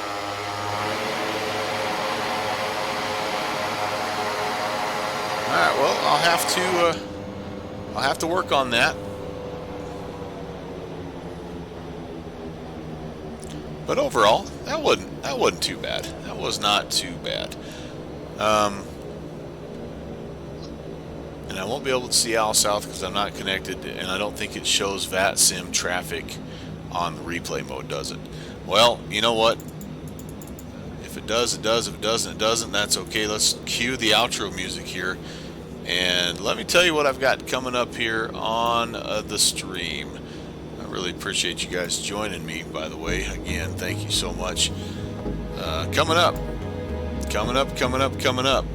What do I have going on? Holy cow. All I can think about is the Bush League event on Monday, which is going to be a ton of fun. But before we do that, I am going to do another historical flight. I'm going to be jumping in the TWA L1011 and doing a little TriStar historical flight.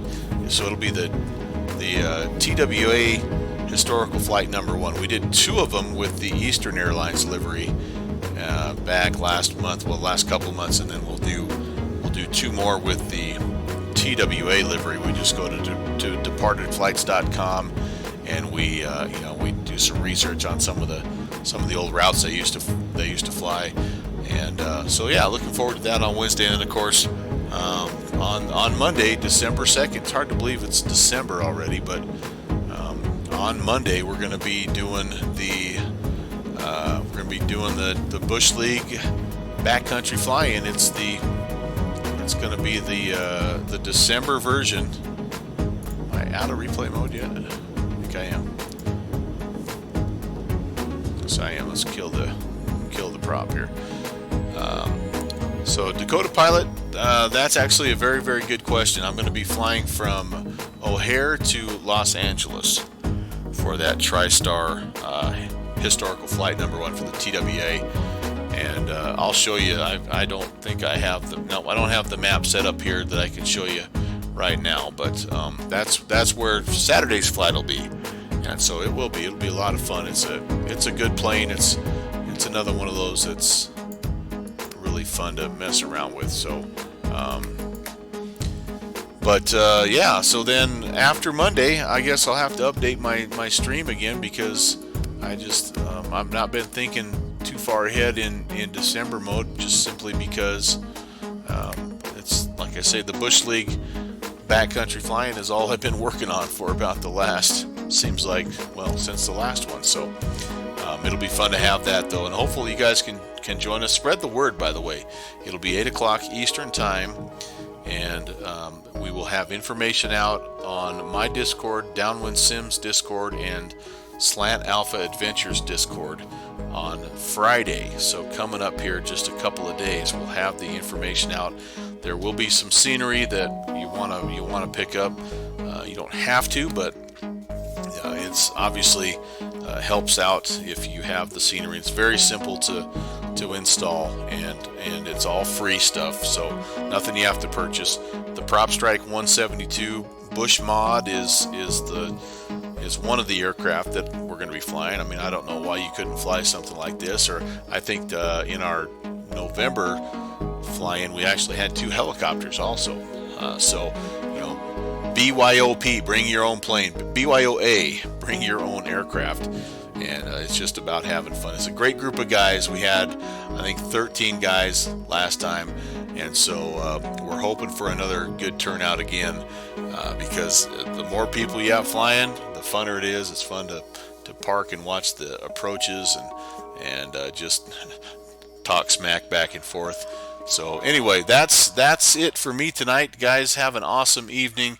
Happy Thanksgiving if I don't see you or talk to you again. I just pray that you will have an awesome time with your family, and just have a chance to take a deep breath and slow down and just appreciate the many blessings that God has given you in your life.